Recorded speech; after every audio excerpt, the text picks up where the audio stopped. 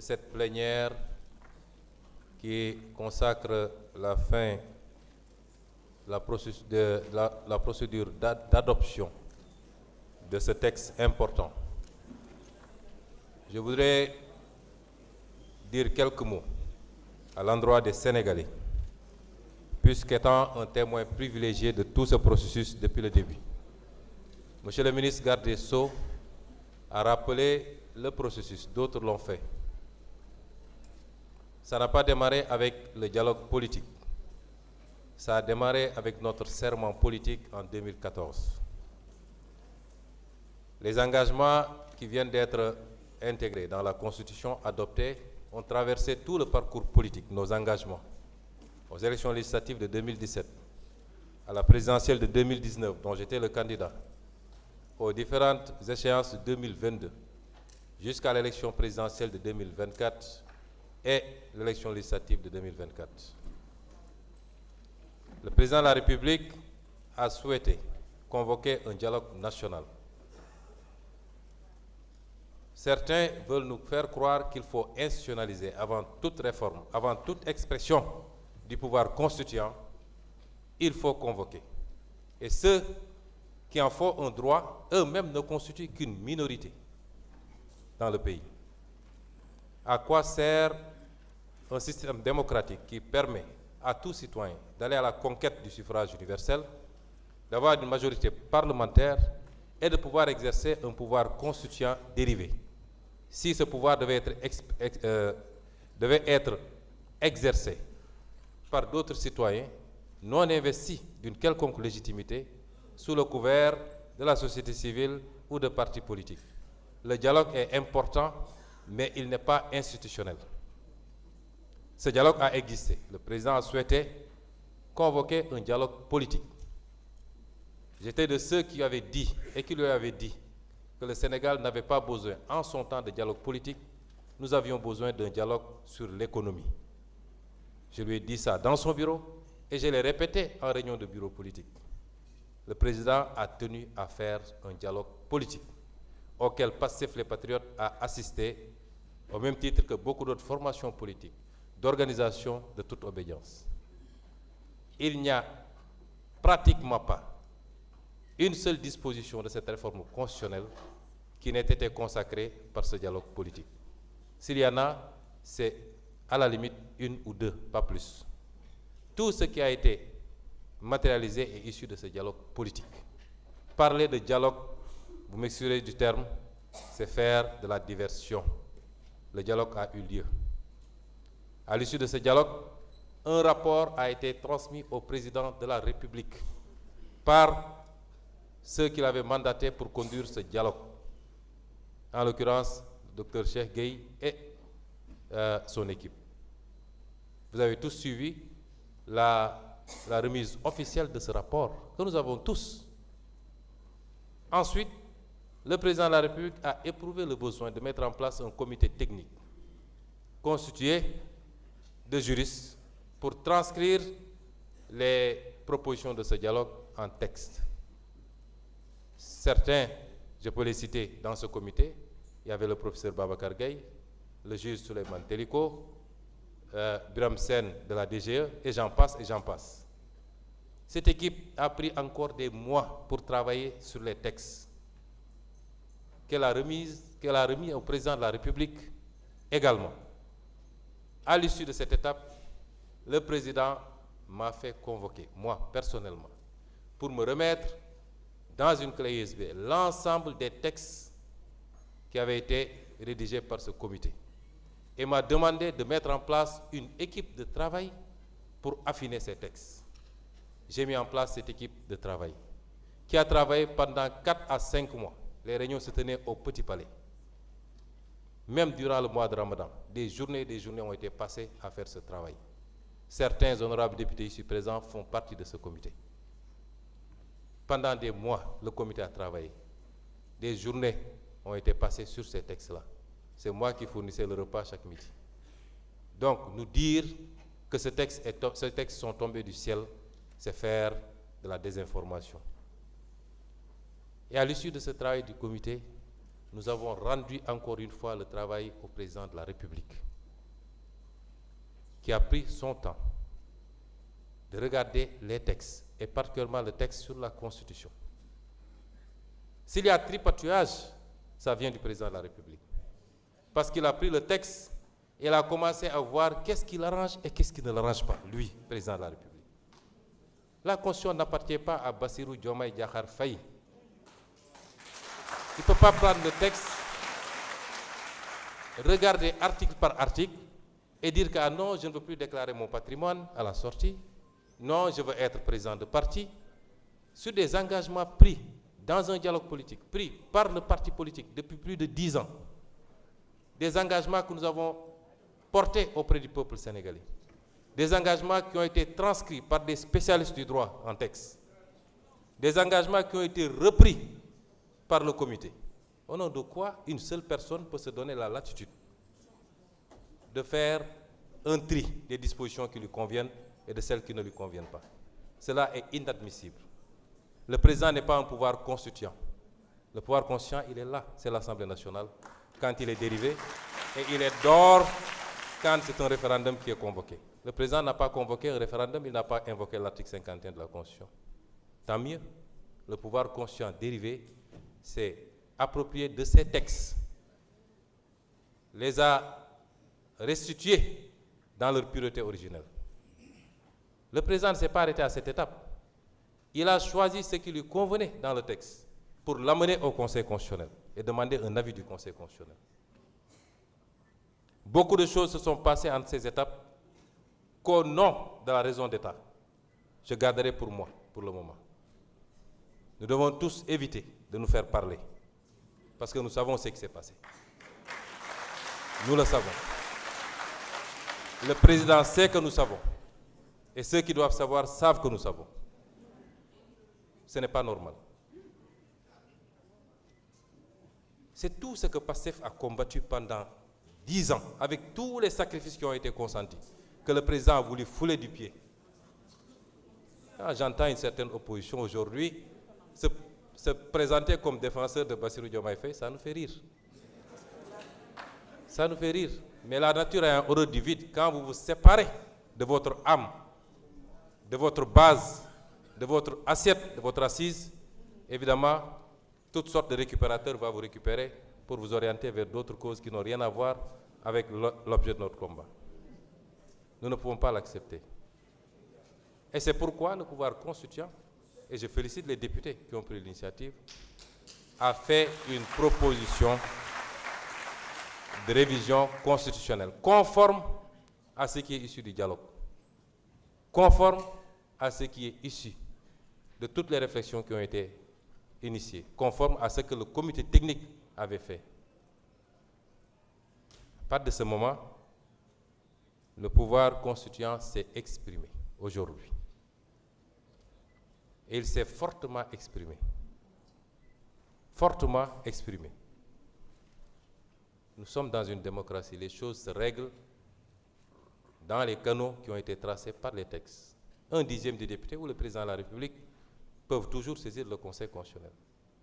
Le Conseil constitutionnel a une jurisprudence constante, une jurisprudence claire, qui veut que lorsque le pouvoir constituant s'est exprimé, c'est le peuple qui s'est exprimé, le Conseil constitutionnel ne vérifie que la procédure et les clauses d'éternité. Le Conseil constitutionnel ne sera pas là pour parler de charges nouvelles, encore que ça n'a pas été démontré. Aucune charge nouvelle n'a été créée. Au contraire, avec cette réforme, on va avoir une baisse substantielle des charges de l'exercice de la démocratie au Sénégal. Et c'est pourquoi la question que je me pose, c'est qu'est-ce qui est arrivé? Monsieur le ministre, vous passerez mes salutations fraternelles au président de la République. Nous espérons encore, parce qu'il ne sera jamais trop tard pour revenir à l'essentiel, pour revenir à ce qui fait son âme politique. Je ne pense pas qu'il ait pu autant varier en si peu de temps. En quoi ça peut gêner le président de la République, lui-même qui l'a dit dans une déclaration en tant que candidat, que le président de la République doit déclarer à l'entrée et à la sortie.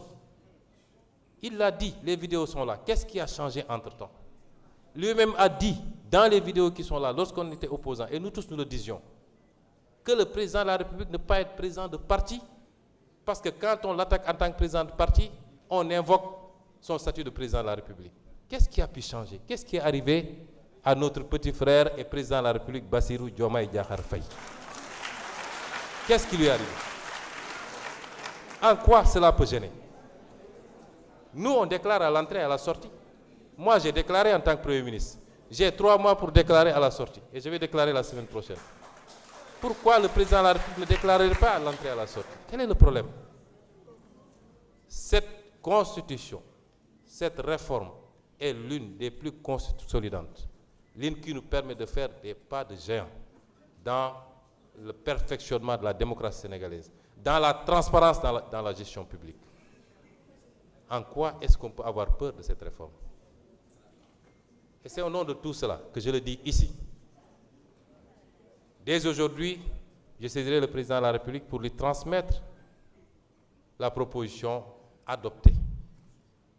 Mais je ne vais pas lui invoquer l'article 103. Je demanderai au président de la République de promulguer cette loi, de la promulguer simplement et purement. Parce que le Conseil constitutionnel, dont les décisions s'imposent à tous les pouvoirs publics, administratifs, politiques ou quelle que soit l'appellation, a constamment décidé que dans le cas de révision de la Constitution par la seule Assemblée nationale, le vote à la majorité qualifiée des 3/5 réalise à la fois l'adoption et l'approbation. Aujourd'hui, ici, l'Assemblée nationale a voté à la majorité qualifiée et l'Assemblée nationale a réalisé l'adoption et l'approbation. Et c'est dans ce sens-là que je suggère le président de la République. Parce que ces décisions du Conseil constitutionnel s'appliquent à lui, s'imposent à lui. Pourquoi convoquer le peuple pour un référendum? On dit que le pays est dans une situation extraordinaire. Ce qui est vrai, et nous savons tous la cause. Nous avons des élections locales à venir. Convoquer des maires, des trucs pour essayer de trouver les moyens de reporter une élection locale. Pourquoi prendre un engagement pour aller vers un référendum? Pour demander quoi aux Sénégalais? Est-ce que je dois déclarer mon patrimoine à la sortie ou pas? Est-ce que je dois être président de parti ou pas? Le président de la République, quand il décidait de démissionner de son poste de secrétaire général de PASTEF, il n'a averti personne. Quand je l'ai appris par la presse, je l'ai appelé. J'ai dit, mais pourquoi vous avez démissionné? Il dit, non, je lui dis, vous n'êtes pas président de PASTEF. Et c'est notre engagement, nous, ce n'est pas dans la Constitution. Donc vous n'êtes pas tenu de démissionner. Vous pouvez rester, quitte à vous doubler et mettre un secrétaire général adjoint. Il a dit, non, je vais être au-dessus de la mêlée, etc., etc. 2 ans plus tard, il ne veut plus être au-dessus de la mêlée. Quel est le problème? Quel est le problème? Et donc, je voudrais enfin m'adresser aux Sénégalais. Il y a beaucoup de tempêtes dans des verres d'eau. On peut s'agiter, soudoyer une partie de la presse, annoncer ce qu'on veut, lundi de tous les dangers à l'Assemblée, ça va brûler, rien ne bougera dans ce pays, rien, absolument rien.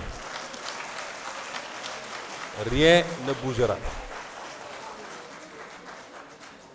Parce que nous sommes gardiens et garants, nous nous portons garants en tant que formation politique majoritaire, ayant la popularité qu'il faut, ayant la jeunesse avec nous, nous nous portons garants pour la stabilité de ce pays.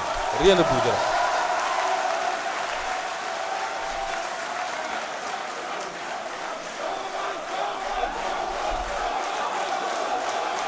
Je vous prie d'éviter les manifestations bruyantes.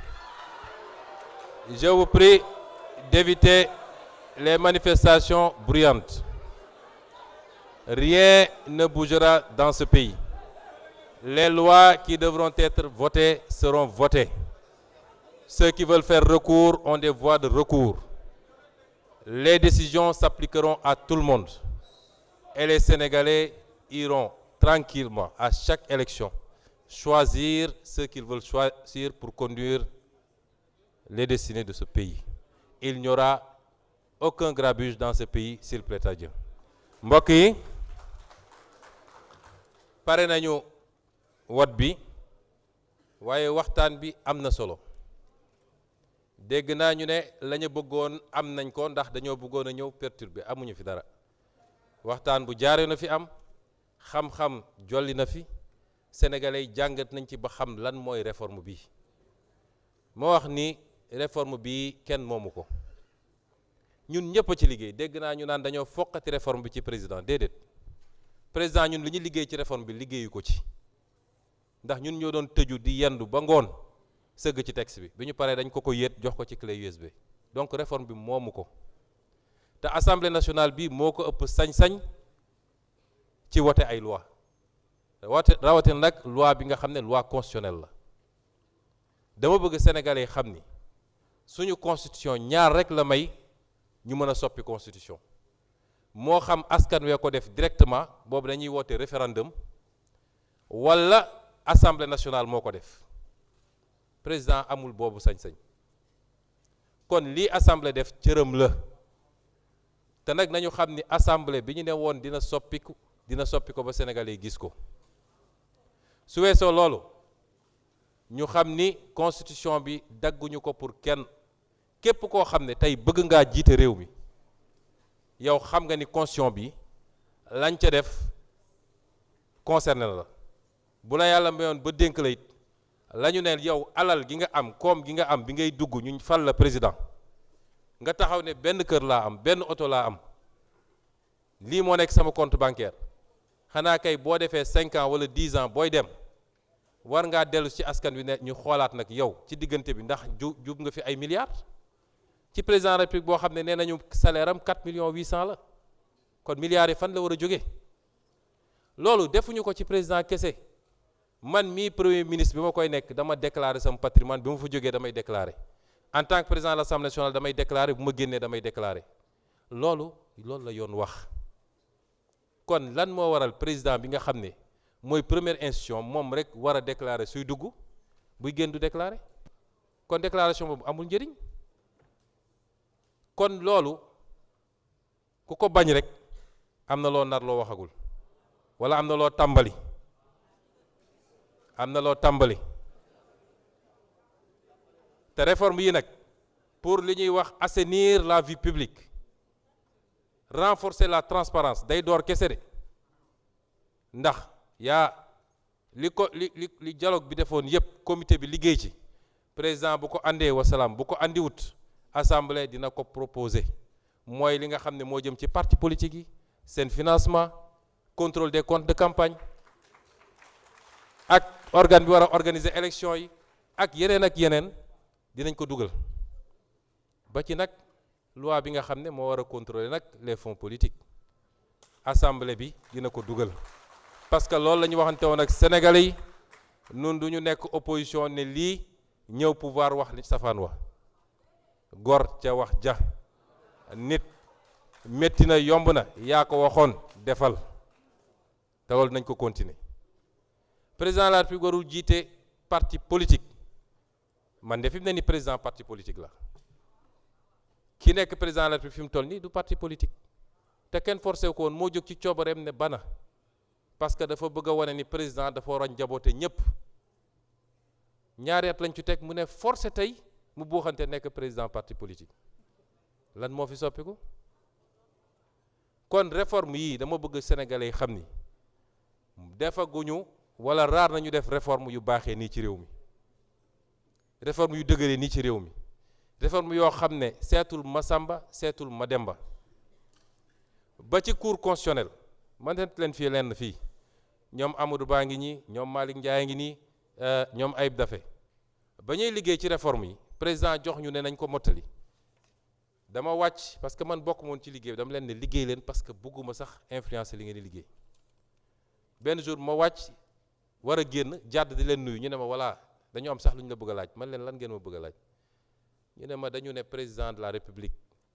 cour boobu dañu ne woon cour constitutionnelle bi 9 lay doon moo tax monsieur le ministre ñun dañoo wàññi yokkuñu ndax yéen la ngeen yóbbu woon conseil constitutionnel mooy juróom-ñeent ñu ne nañ ko bàyyi juróom-ñaar parce que juróom-ñaar doy na sëkk ci conseil ci cour constitutionnel kon ñun ñoo wàññi waaye li ngeen bi ma ñëwee ñu wax ma ñu ne ma léegi dañu ne juróom-ñeent yi moom président dina tànn su ma juumul juróom président assemblée nationale tànn ñaar premier ministre tànn ñaar may leen déet premier ministre du tànn boobu man maay premier ministre di xalaatu moon dinaa ñëw toog fii may leen premier ministre du tànn parce que premier ministre il n'est pas élu, il est nommé à tout moment mun nañ ko fi jëlee kon warul tànn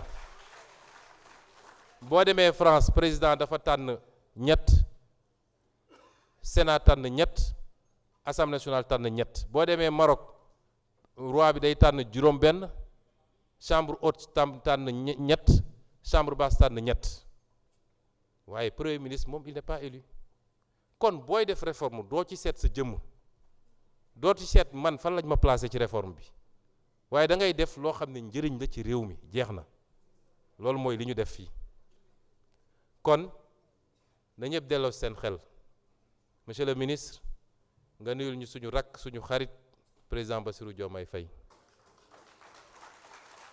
lii defuñu ko contre moom defuñu ko contre kenn te it li ma koy ñaan mooy politique ak nguur jarul yenn yi parce que histoire day nettali moo fi waxoon lii ñëw génn ci ni de jaar fële na fexe ba dëppoog ay engagement am te engagement am mooy engagement parti bii di Pastef loolu tax sénégalais yi wóoluñu man la sénégalais yi miinoon man la sénégalais yi xamoon miin ma donte xam nañu benn ci suñu gars yi kon bi ma demee ba tële fii la ñu doog a gis ni balaa candidat mën a jàll soxla woon nañ ne moom mooy diw kon engagement yi te diw mooy Pastef kon engagement yi ñu jëloon ak askan wi na ci ngoy loolu mooy suturaam mooy wéy gu rafetam mooy muccam te mu bañ a déglu ña nga xam ne démb ak barki dem ñun bañuy sonn ñoom ñu ngi taxaw jàkkaarloog ñun ne faw ñu fetal ñu mu bañ a déglu ñooñu kon assemblée bi adopté na la ca des mooy le conseil constitutionnel wax muy wax gu leer nañ conseil constitutionnel dafa ne procédure bi ñett la initiative day am adoption am approbation am su doon loi boo xam ne loi simple la bu ñu paree rek dañuy yónnee président ne ko adopteel ne ko promulguer mu am 6 jours ci délai de recours ak 8 jours ci délai de promulgation sur des procédures ordinaires waaye bu dee constitution comme charte bu am solo la mooy charte bi gën a dëgër ci réew mi moo tax ñu ne bu ñu adopté ba pare dañuy dem phase approbation ñu ne président nag ñaari choix la am imma mu ne mbir mi damay woo askan wi yëpp référendum ñu def ko benn scrutin référendum du élection scrutin la damay woo askan wi yëpp ñi bindu ci fichier électoral bi yëpp muy 7 millions wala lu ko ëpp kenn ku nekk ñëw ñu def campagne ñi fekkee référendum 2016 bu campagne bi jeexee ñu jël ay xob yi waaw lañ ci wax wala déet ñu ne dañuy dem wote ñaareel bi ñu wax mooy président mun na ko delloo ci assemblée nationale parce que yoon dafa ne bu dee adoption majorité absolue la ñu wax waaye bu dee approbation majorité qualifiée la ñu wax mooy 3/5 yi au moins 3/5 yi donc waaye conseil constitutionnel mi nga xam ne moom moo ñuy jàngatal moom mooy tafsir constitution dañ koy tafsir conseil constitutionnel moo koy tafsir moo naan article bii nii nga ko war a déggee te yoon ne bu ko xasee ba wax nag loolu day imposé wu ci président de la république imposé wu ci président assemblée imposé wu ci conseil constitutionnel moom ci boppam imposé wu ci keneen ku dul ñoom président de la république conseil constitutionnel boog moo wax ni bu ñu tollee ci jamono adoption mooy fi ñu toll nii bu dee réforme bi constitutionnelle bi révision constitutionnelle bi voie parlementaire la bu ñu ko adopté ci lu mat 3/5 nañu jàpp ni adoption bi yóbbaale na approbation bi kon jaratul ñu dem ci approbation bi loolu la conseil constitutionnel wax na ko ci jurisprudence bu 2006 bi waaye yeneen jurisprudence ci tegu yëpp ba bu 2024 bii ba ñuy modifier constitution ñoom dañoo adopté approuvé wuñu bi mu demee conseil constitutionnel dàqul loolu li mu dàqoon mooy da ngeen bëgg a yokk mandat présidentiel loolu mooy li ñuy wax clause d'éternité kooku conseil constitutionnel bu assemblée nationale voté constitution clause d'éternité ak procédure kese lay contrôler du contrôler leneen kon man dinaa bind président de la république yéet ko li askan wi adopté approuvé ko ne ko nag promulguer bii loi parce que c'est une loi définitivement adoptée et approuvée kon loolu mooy li ñuy jàpp te bataaxal bi bu soobee yàlla naa ko jébbal tey jii